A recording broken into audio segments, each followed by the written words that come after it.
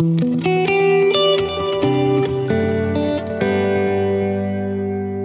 everyone. Welcome back to the Israel Connection podcast. I hope you all had a wonderful spring break, whether you celebrate Passover or Easter. Hope everything was wonderful. I have a very special guest today. She's coming straight from Australia. She's an Australian TV and radio presenter, best known as a former host of the primetime show Erin on Sky News. She's a passionate advocate for Israel and human rights, and she has gained recognition for her articulate and principled stance on various social and political issues, particularly the Gaza conflict. Erin Molan, thank you so much for joining me today. Oh, thank you so much for having me. It's such a pleasure and a privilege to join you. So thank you so much. Really appreciate it. Thank you. So Erin, you had this incredible monologue that you had on Sky News, which went viral. And you know, everybody were on the train for this monologue. I watched it several times. It was incredible, I must say. It was really good. And you spoke on the monologue about Israel, Hamas, and you really made waves with it. How did that moment shift things for you in terms of speaking about Israel, or like personally, professionally? It was crazy, to be honest, and more so. Look, I like to think that I'm clever in how I use words. It's my trade, it's my passion. But what I was really saying was very obvious, very basic, and just factual. So the fact that it resonated so deeply and that it was considered special was bizarre to me. But I guess reflective of the bigger issue that we have, and that has been more pronounced since October 7. I mean, if you told me 18 months ago that Hamas would launch this horrific terror attack against Israel, that I would come out very strongly against that terrorism and very strongly in support of the victims of that terrorism, and you said to me, and that, Erin, is going to be controversial and you will be in the minority, I would have said, you are dreaming. There is no chance. I know that some of the world are crazy, but the vast majority, no way. Yet here we are. You know, it's crazy. I was so naive to this, whatever it is that causes people to act this way, this anti-Semitism, this just unexplainable hate of Israel and the Jewish people. I was completely naive that so much of it still existed. But it changed my life in a lot of ways, in some very difficult ways, absolutely, but in far more incredible ways, in that I care so deeply about this issue, and the fact that my voice is resonating means a great deal to me, and it's only encouraged me to speak louder and to speak more. I think, to me, like as an Israeli, as a Jewish person, to see you speak about it, especially coming from Australia, because we, you know, in the past, especially in the past 2 years, we've seen a huge rise in anti-Semitism in Australia, anti-Semitic attacks in Australia, and to hear something like that coming from an Australian news anchor from Sky News, that was incredible to me. That was really surprising. And I mean, I think it's a little sad that we're used to like getting just a little bit at a time, you know, and it's crazy that it's just a little bit of time, but it was incredible to see it. And you had so much conviction, and the way you spoke directly to the camera, to the people at home, that was incredible to me. So thank you for doing that. Thank you. I appreciate it. I think, you know, that I'm not conventional in how I host TV shows and in how I express myself, but I'm very real and I'm very genuine, and I'm incapable of delivering things that I don't believe. And I think that I hope that's very obvious to people, that when I do things, the reason I think it makes such an impact is because it is so genuine and so real, and I feel it very deeply. So I appreciate that, although I am deeply uncomfortable with needing to be thanked for telling the truth. But I understand that it's few and far between when it comes to Israel and the Jewish people. So I also understand why, and I'm grateful for it, but it's crazy. Yeah. So did you ever speak about Israel publicly before October 7, or was that the first time? Look, it was probably really the first time in terms of public commentary. I mean, I've been obsessed with foreign affairs and national security and world events for many, many years, but my professional life prior to hosting that show on Sky, and I'd only done that for kind of 3 years, was as a sports host. So I started out as a rugby league, tennis. I would host so many sports on Channel 9 in Australia. I was the first woman to host a lot of different sporting events in Australia. So that was my field professionally. So look, I would definitely not go into issues of, the Middle East and war in Europe during a football broadcast. But so once I started in this space that had always been my passion, which is politics, national security, foreign affairs, I was then able to talk very publicly about all of these issues. And I guess October 7 was the first real significant thing that happened whilst I was on air that involved Israel and Gaza, Hamas, and this entire issue. And so prior to that, I mean, I didn't really even have close Jewish friends. It wasn't as though I was being fed information, or I was in some way, my sister had married someone who was Jewish. So I felt, there was nothing at all that connected me or linked me to anyone in Israel or to anyone Jewish. What connected me and linked me was the so very obvious targeting by extremist terrorists who had shown me evil in a way I did not think had existed prior. And it wasn't even a choice or a decision to kind of think, okay, who am I going to back here? I mean, come on. Right. There was no context to October 7. There was no resistance. There was no, no. Right. That was an act of pure evil, and anyone who sees it differently, I cannot fathom or understand. So for me, my job on that show was called Erin, was to give my opinion and to give it bluntly and honestly and without apology nor fear. And that's exactly what I did. And the first time I did it, the backlash was unlike anything I'd ever experienced. And I'd experienced a lot of backlash over my career purely for being a woman hosting male sport. So I helped push for these laws that protected people online because of how badly I was attacked. I had no idea what was coming, I'm not soft. I am battle-hardened. I am a tough person, but this was intense. And what I did, I had to give my child to her father because of all the death threats that were coming in. It was terrifying. It was brutal. It was very difficult as a mother to know that I had put myself and my child in a position that was dangerous. But what I did, knowing that the fight that I just started to engage in mattered as much for her as it did for anyone else. I went on the next week, I did a weekly show, and I went even harder, and I think that was when I made the decision that these people are not going to, intimidate me. And if I don't fight now, and if I don't fight even harder every week and consistently absorb information, challenge myself, look at other perspectives, which I do daily, and I still at the end of every day come to the exact same conclusion that I am so staunchly on the right side of history, that there is no doubt in my mind that I am standing with the good versus the evil, and that this fight is as much for my daughter selfishly and her future and the world I want her to grow up in, as much as it is for every child in Israel, every child born into Gaza who is born into a death sentence because of Hamas. My fight is for all of them, but as much for my child as anyone else. Yeah, and as a single mom myself, I completely understand your feelings about this, and it's incredible because I think, as a mom, especially as a single mom, we're always very protective of our kids. Yeah. And to do something like that, to know that you're going to get those threats, and you went on and spoke even harder about this, just because that we need to make a better place for our kids. That's incredible. Yeah. That's very courageous, I think. Oh, and I appreciate that very much. And I think, my number one job is protecting my child. It's what matters to me more than anything else in the world. And I'm also dealing with her father, who has every right to be deeply concerned with the situation that involves his child. There are so many things at play, but I'm also very blessed that I had so much support from people close to me and around me. And I would not do anything, pick your heart is how I describe it when I look at the situation with my little girl. And yes, there are things I now have to do differently and things in place that might make life a little bit harder for us now, but pick your heart. If I don't talk now and I pull back and say, I don't need security or different things and life's a little bit easier, in 2 years, 4 years, 8 years, what does the world look like if people like me don't speak out?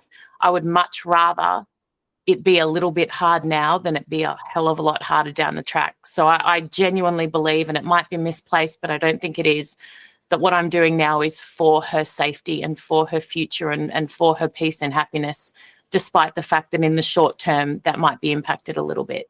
Yes, I totally agree. I think that if we don't change things now, in a few years, it's not going to be like this. It's going to be 100 times worse. And Absolutely. our children don't deserve to go through that. No, I agree entirely. So we have Thank to you for fight all it you're now. doing as a single mom. That's incredible. What you're doing here is so important. So thank you. Thank you. Yeah, I think it's important. I think my daughter, her father is not very involved. So she's growing up Jewish in a place that is, mixed up, but it's mostly non-Jews. And my family is in Israel. So it's, it's not an easy kind of environment, or like growing up and knowing all those things. But she's very brave also. And she's very, very proud of her Judaism and her Israeli heritage. So it's great. I mean, I love that she's very vocal about this too. So that's incredible. You should be so proud. How old is she? She's 10. Oh, bless. Yes, I'm yet to get to that age. I still think, my daughter's been to a few things with me, and people will often in the streets come up and say to her, your mummy is amazing and she's so brave. And I think, at the moment she just thinks, oh gosh, could you stop distracting my mummy from giving me attention, please? She doesn't quite understand, I don't think yet, but I hope down the track when she's a little bit older, she might look back and she might be a little bit proud of what I was fighting for. Oh, I'm sure she will. How old is she now? She's 6. Oh, that's a great age. Yeah. It's so fun. I used to think it was very dicky when people would say to me, oh, my little best friend, talking about their kids. And I'd be like, okay, that's a bit weird. It is. She is we watch Real Housewives together, which is probably not child and age appropriate. And she's like, Mummy, whose side are you on? And she's such good company. And she is my little best friend. I'm very blessed. Yeah, I love it too. Like my daughter and I, we do everything together. We watch TV together. We talk. My daughter, she's very mature. She loves to have like real life conversations. Oh, I love that. Yeah, because she's been surrounded by adults mostly. And it's just amazing.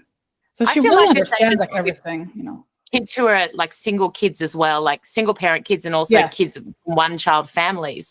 I feel like even like, last year, at the end of last year, when I lost every job that I had, right? So I started the year with 4 really high profile, amazing jobs. And even like going to pick her up from school and saying, hey, honey, well, Mummy got sacked today, but it's okay, and then she's, oh, okay. And then we go home, and then she's like, what about Sky? Because this is when I lost the radio job. And I said, oh, Sky will never sack Mummy. Mummy's amazing on Sky. We'll be fine. And then, a month later, I'm like, hey, darling, Mummy, and I explained to her, and I'm actually really honest with her about stuff, like stuff that's hard or stuff that's in a child appropriate way. And she's amazing. Like her insight into it, or her, she actually is a lot more mature than I would have ever thought a 6-year-old could be. And we're like a little team, she's incredible. And she does sometimes, because her dad still takes the mickey out of me sometimes. And you don't have a job, Mummy. I'm like, no, Mummy does have a job, darling. It just looks different these days, but she does have a job. Yeah. My daughter's dad and I had an argument the other day because unfortunately, he's not Jewish, and he's very much on the other side. Oh, that's hard. Yeah. And so we had an argument, and she was upset, and I told her, you see, that's why we don't live together, because if we did, that's what it would have been like. That's why I don't like where people say, and I know we're going a little bit off topic, but the whole broken home thing. I'm very lucky in that my daughter's dad is an amazing dad. We co-parent her beautifully. I'm so blessed. Like, he loves her so much.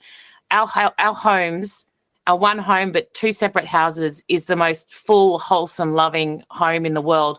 What we had together was a broken home. Yes. What we now have is not a broken home. It's the complete opposite. So I get really defensive with that. I think the greatest gift you can give your child, whether it's with their father or not, is a safe, happy, peaceful home. And it's not always easy, but that's the goal, right? That's the key. As long as they're taken care of and they're loved, exactly, they have everything they need. That's what matters. We're doing our jobs, Mama. Mm-hmm. Yeah.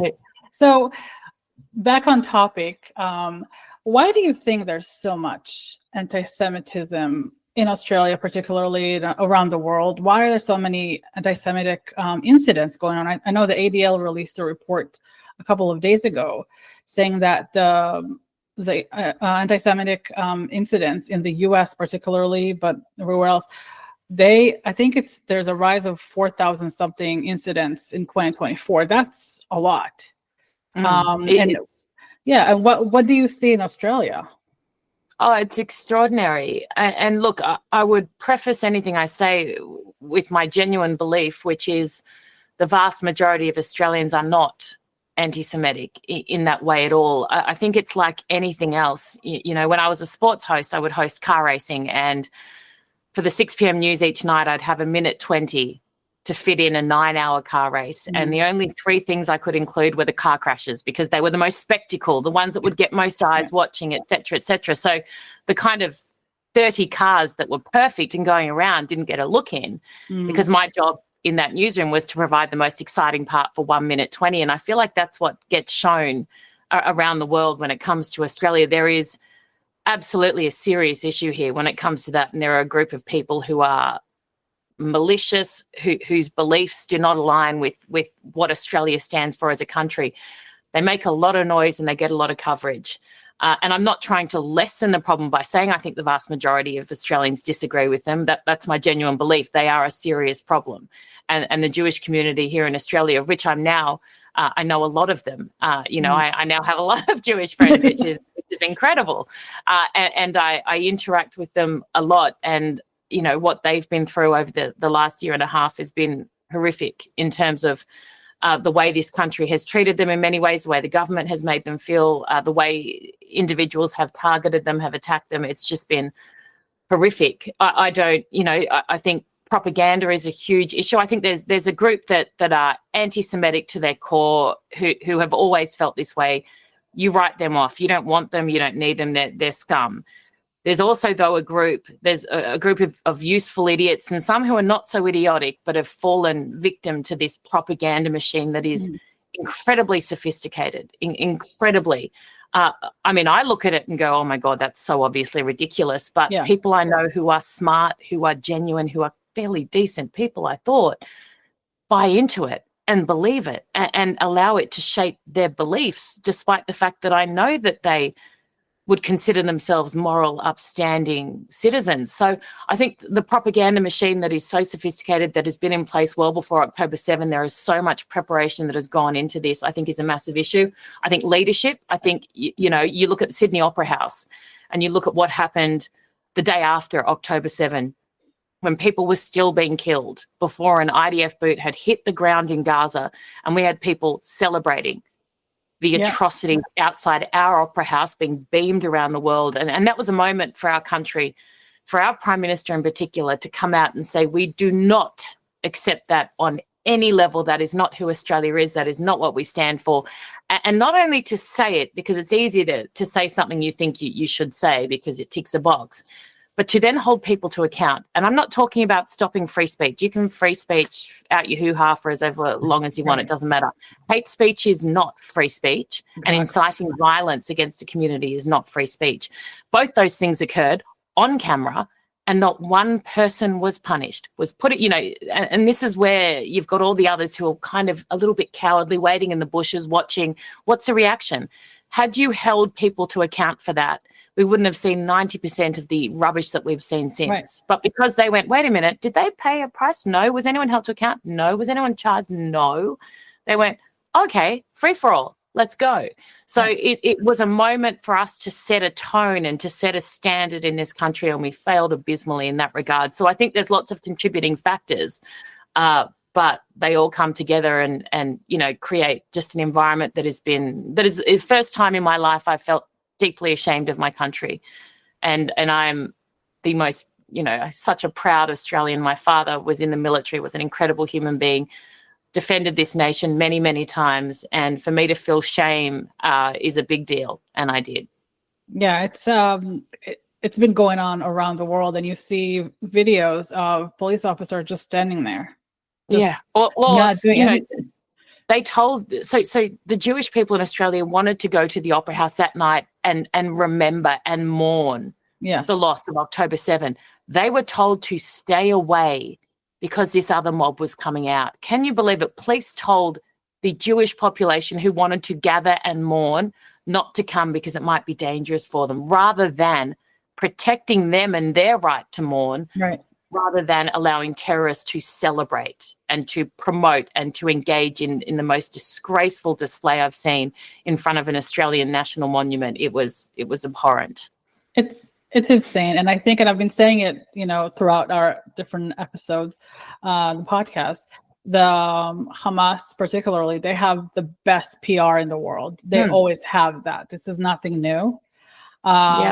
They do have cracks here and there that you notice things that, for example, they use a picture of a dead girl. They say, oh, that's from Gaza now. And it's a Syrian girl from like 12 years ago. Like they do that a lot.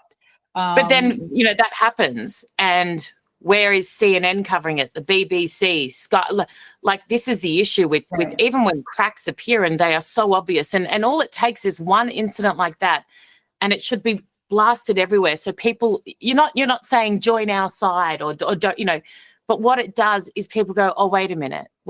But the issue is those on the left and vast majority of the mainstream media don't reveal those cracks that appear, that the inconsistencies, the hypocrisies, the fake images that are blasted out. They blast out the fake image, and then when it's proven to be fake, nothing, silence, crickets, and it's so dangerous. The whole thing is so dangerous. Yeah, they would, a lot of times the news, all those news channels, like the big ones that are supposed to be reliable, they would broadcast this thing, oh, Israel did this, Israel did that, this is a giant, or like the big numbers of people, dead children and women.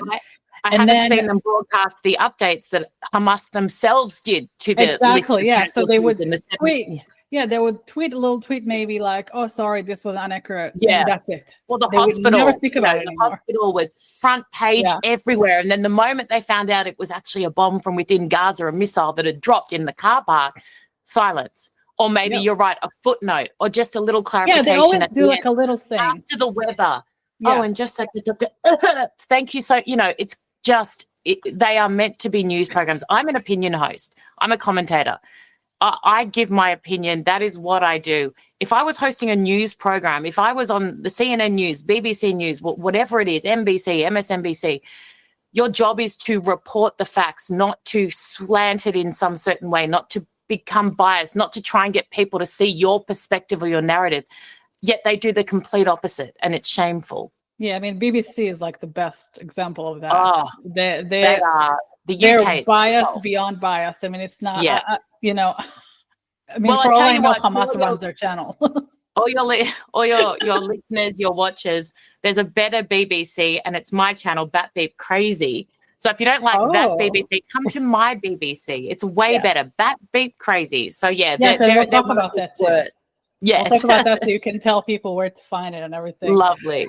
So we talked about Sky News earlier. After you parted ways, do you feel like, so first of all, what did you take from that experience, and do you feel like anything good came out of it eventually? Oh my gosh, absolutely. It's one of the, I think for 20 years in the media, I'd never lost a job, and that's a fairly good run for someone in an industry that's not renowned for being particularly stable. But I think for that nearly 20 years, I'd lived, I had moments of joy, but the vast majority of my time was in this constant state of fear of failing, fear of losing jobs, fear of being humiliated publicly, fear of this, fear of that. And it was that, I woke up every morning and the first thing I worried about was, am I going to get sacked today? And it was an obsession almost. And I didn't quite understand it until last year when I lost everything. I didn't understand how much it impacted me, this fear. Mm-hmm. And then when I lost every job, basically, I suddenly was, faced with, this is what I've feared forever. And, for an hour or two, I was bloody, terrified and sobbing and shocked, and oh my God, what am I going to do? I'm a single mom. I've got a mortgage. I thought, I blah, blah, blah. But then I reckon it was a couple of hours later that I actually just went, wait a minute, this is what you feared forever. You're okay. You still have worth and value. What people think does not matter. It doesn't matter. Your stuff. And I started to think, okay, Sky, my stuff was going viral every week. millions of people were watching. What did Sky provide me with? And I was thinking, okay, studio, great. A time slot, amazing. I wrote every single monologue that I did. That's all me. I don't have a team of writers or anyone. Every single thing that I wrote was either that I said was off the cuff or I'd written a monologue myself. And so I went, I don't need them. You know, they've made a decision. It's a business decision. You know, I've had a great run in mainstream media and traditional television for 20 years. This was always going to happen at some point. I actually felt more confident in my value and worth, and I should have probably had zero and felt completely insecure and worthless. But for some reason, I just felt the complete opposite. And after a couple of hours, I just went, okay, now what? And then I started to fight back, and I started to look into how I could do this without them and what I needed. And all these people were reaching out and offering to support me and help me and with suggestions. And, you know, some of the bloody people around the world, famous people, were calling my phone and sending me messages David Schumer and Amy Schumer and all these, Deborah Messing. And I'm going, oh my Lord, this is crazy. Just to you know, and it just proved to me that my stuff had worth and that I had worth. And so to be honest, it was the best thing that could ever happen to me, because it made me realize that I was still a person of worth without being on television and without being all these things that I used to think was the only reason people liked me or that I mattered or people wanted to be my friend. Or I realized actually, no, it's who you are as a person, and you don't need them for that. So in a kind of more personal way, it's the greatest gift, because now I live in this space which is crazy and chaotic, and I work probably harder than I've ever worked in my life, but I'm in complete control of every single thing that I do. And I'm not worried about, if I say this on Sky, my breakfast radio show might be upset because, you know, they don't want it to be controversial, even though how the hell is it controversial condemning terrorism? But apparently it is these days. And who knows? It's crazy. So to be honest, I look back now and I'm so grateful for the opportunity that I got there. And I love doing that show. But now I'm doing exactly that show, but tenfold, and the X show, which, you know, millions watch each week. And my life has changed so dramatically, but in the best possible way. So I feel very grateful. That's doesn't mean I amazing. agree with their decision. Right. I think that I was amazing, but that's their right to make that decision, and I'm all the better for it. But hey, look, now everything is yours 100%.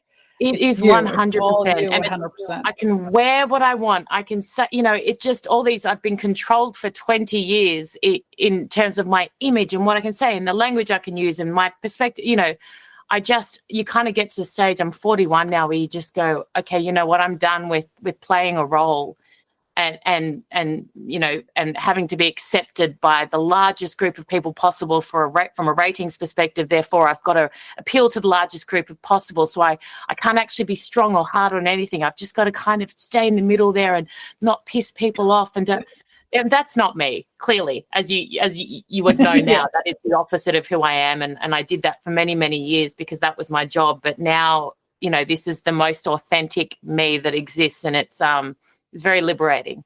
That's amazing. Well, I'm glad to see that you're doing all this stuff, because I know, I mean, I followed you on social media and I see all the stuff that you do, and it's incredible. So I'm glad that you got that chance to do all of that and be yourself 100%. So that's great. So I guess the lesson out of this for anyone watching who's maybe a little bit younger than we are is that life will annihilate you at times, as most people watching and listening this would know. But sometimes the greatest gifts can feel awful and horrendous at the time, whether that's relationships, work, things that happen in your life. You know, the hardest thing in my life has turned into the greatest. So it's nice. So don't be scared. Go for it. That's right. Whatever you got to do, go for it. Back yourself. Go for it. Absolutely. I got to tell it to myself sometimes too, but you know. No, believe me, daily, I still sometimes go, what if, yeah. So look, I think we're all a work in progress, but I think, you know, just continually work on yourself, which I never would have said 5 years ago, but I'm now very into all that stuff, and it's life-changing. Oh, well, that's good. So you visited Israel for the first time, right? Recently. I did, yeah. So What I've was been that like twice for now. you? So, look, I went for the first time in December. It was, look, I'm yet to go as a tourist. I'm yet to kind of go and experience Israel, the bright, happy, amazing side, which is everywhere. The first trip, all I wanted to do was go to the Nova Music Festival site, the kibbutz, the places that October 7 that were attacked. I went to the Knesset and I watched all the raw vision, every second of it. Met with lots of different people, spoke to so many different people who were impacted. So it was a very traumatic trip, to be honest, but also the most inspiring, incredible. I the juxtaposition of death, hurt, pain, trauma, watching the faces of this evil who enjoyed sadistically every life they took in the most painful way, including children, but then going to visit the kibbutz and meeting a 40-year-old architect from New York who didn't know anyone in the kibbutz, but has come over for 6 months, left a high-paying job just to help rebuild. A woman in the garden of another kibbutz who's doing the flowers, and I walk over and I shake her hand and I say, "Oh, is this your place?" She goes, "Oh, no. I'm just looking after the garden. They were taken into Gaza." And I said, "Oh, is it your mum?" She said, "Oh, no, I don't actually know them, but I just want the garden to look nice when they come home." And, the resilience, the love, the hope, the lack of, and I'm sure that hate, because how could it not exist when people have done what they have done to you? But I never see it. All I see is love and hope and this, desire to bring their people home, as opposed to wanting revenge or any other kind of thing that I would expect from a community who had been through that. So Israel was incredible. One image that stays in my mind was going to the Western Wall and watching two IDF soldiers in uniform kind of walking past. One of them, they stopped outside the mosque, and one of them took his shoes off, put them down, walked into the mosque, obviously a Muslim IDF soldier, and prayed, walked back out. The other soldier was wearing a kippah, obviously a Jewish soldier. The Muslim man put his hand on the Jewish man's shoulder to put his shoes back on. The other guy helped him, handed him his shoe. Then they walked off together and chatting. And I just went, that is Israel. That is Israel. It is not an apartheid state. It is the complete opposite. And people just have absolutely no idea. They don't. And they refuse to learn. They refuse to, they should go and see. They should experience it for themselves. Even when it's hard, I think getting for an awards ceremony, a bravery award that the government gave me. What was that like for you? And what was incredible. It was incredible. Douglas Murray had received the first one the year before. It was kind of people who fight global anti-Semitism and stand up on behalf. He's amazing. Yeah, he's incredible, isn't he? So that was an amazing honor. So look, it's a beautiful place. I'm going again next week. Which would be amazing. Yeah. So I'm I do very quick trips just as a single mom. I'm on the ground for 1 or 2 nights. So I spend more time in an airplane than I do on the ground. But, my priority is to get back to my little girl as quickly as possible. But it's amazing because I still get to go and do these really powerful, incredible things and then come home. Well, hopefully things get better so you can take her also and go on an actual trip. I'd love to. My daughter loves it. We go every other year. I wish I could go more, but she loves it. She just loves it there. It's such an incredible place. Just I need to go to a bar in Tel Aviv. I still have not done that. I'll find time at some stage. Yeah, go to the bar, go to the beach, go to there's so many beautiful places, so many great places for kids too. So I'd love that. One day soon, hopefully. Yes, I hope so for you too.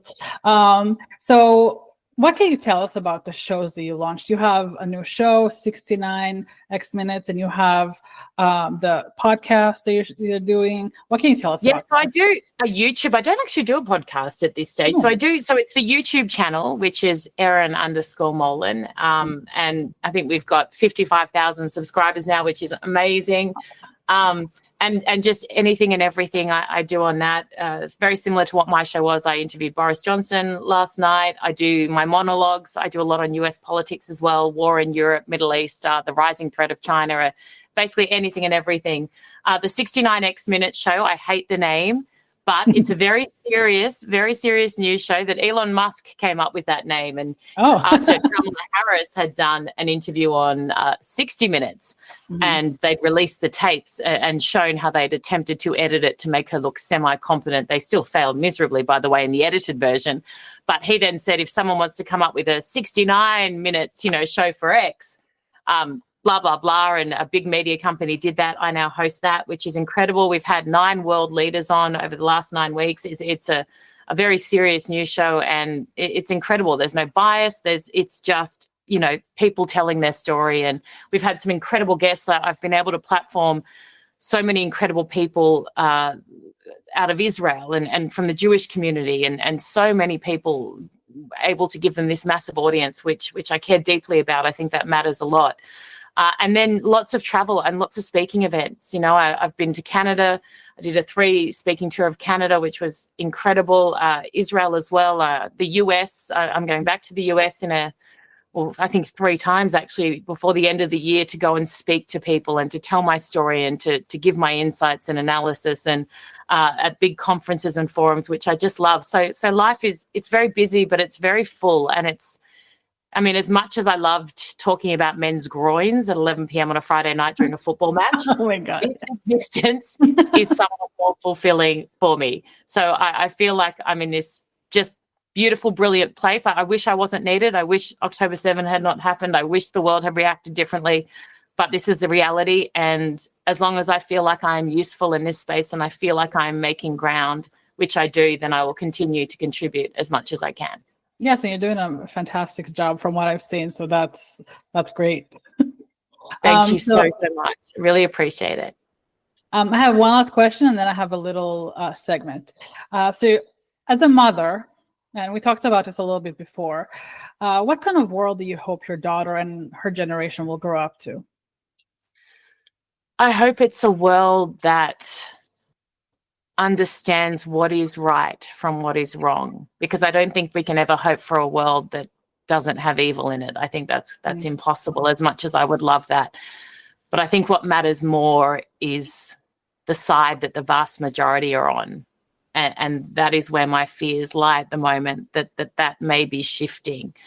So what I hope for is a world that understands good from evil, right from wrong, and fights with every ounce of its being to protect that and to create the spaces that we can protect for those who want to live in peace and who want democracy and who want freedom and who want hope. That's what I hope. Amen to that.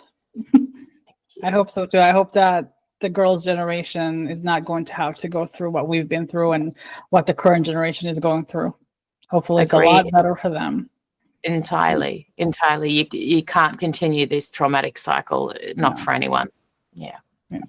All right. So the last thing is my little segment called Favorite Israeli Thing. And since you had a visit in Israel already, you should know some of these things. Who is your favorite Israeli political figure, present or past? Oh, that's so controversial. I know. Okay, well, look, I think I have to say Amichai Chikli, just because he gave me the award. So I feel like I feel like I have to say him at this moment. But like Golda, I mean, there's been so many incredible ones, but I think I'll stick with him just because he gave me an award. So if any other political figures current would like me to mention them in our next podcast, all you have to do is give me a trophy. Give us some trophies. That's it. I think that's the least controversial answer I can give you. Good. You kept it nice. Okay. Yeah. Who is your favorite Israeli collaborator? Because I know you got to work with some Israelis. That's a real, oh gosh. Okay. So, do you know what? So Cheryl on X, I want to give you her right name because I love her. What Cheryl wrote. Okay. So she's an account on X that is just incredible. Like, she's brave. Her husband's in the IDF. So Cheryl wrote it is the exact name, Cheryl E. So she's amazing. Okay. Montana Tucker does incredible stuff. She's just done this incredible video. I mean, there's so, I feel awful now because there's so many who are so amazing and so passionate and do so many incredible things. But Cheryl was the first person who started to share my stuff on X and started to kind of propel it to a bigger audience. So I feel like she has to be my number one at this stage. All right. So shout out to Cheryl. Yes. So Cheryl Wrote It is her name on X. She's wonderful. You should follow her. Right. Yeah, I'll find her. We'll find her. So I know you didn't have a lot of time to visit in Israel as a tourist, but what was your favorite place that you got to see? Oh, another great question.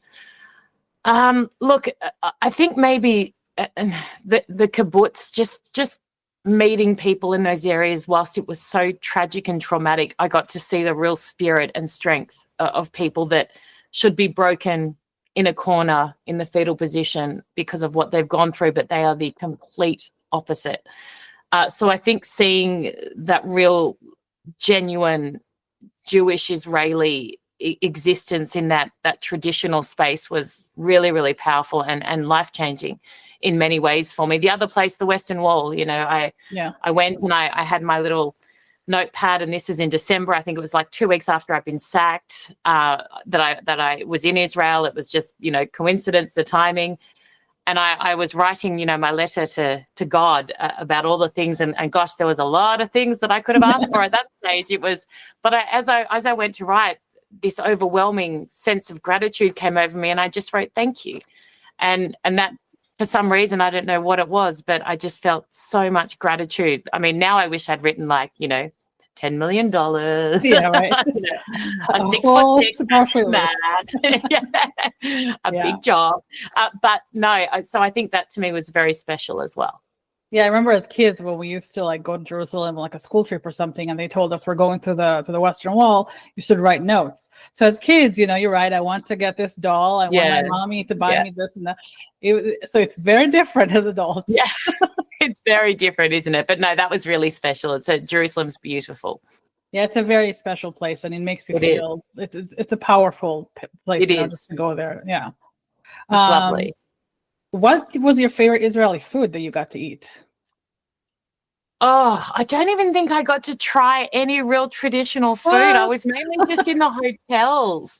So, look, I did, though, in Noosa in Australia last week in Queensland, have the most incredible falafel. That was amazing. So that was in Noosa, Queensland, but it was inspired by, but I need to get there more and actually get out and enjoy, which I promised to do.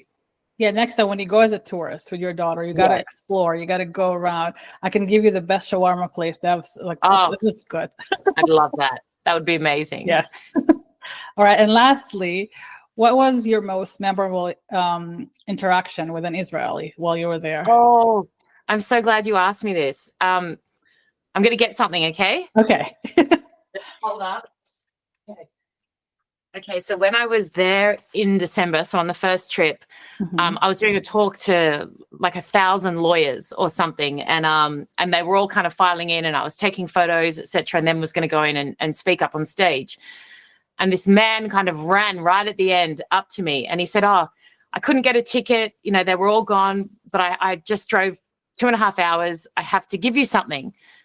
And he gave me this, and it's dirty. It's wear and tear. It's the Israeli flag that was on his IDF uniform on October 7. Wow. When he was called into battle. And he said, "I just want you to know the impact that your videos had on us when we were in Gaza." He said, going to war was terrifying and tough and all these things. But he said, when we realized suddenly that the world thought we were the bad people as opposed to fighting this evil, he said it was so hard. And he said, "My mum sent me a link to one of your videos a little while after we'd arrived." And he said, everyone gathered around, and it's the first time we didn't feel alone. It's the first time we felt that people believed in what we were doing. And he said, then for the next weeks and years after that, he said, weekly we would all gather and watch your monologue. And it just, as a daughter of a major general and someone who went to war, was in Iraq fighting the same Islamic extremism, but in different forms,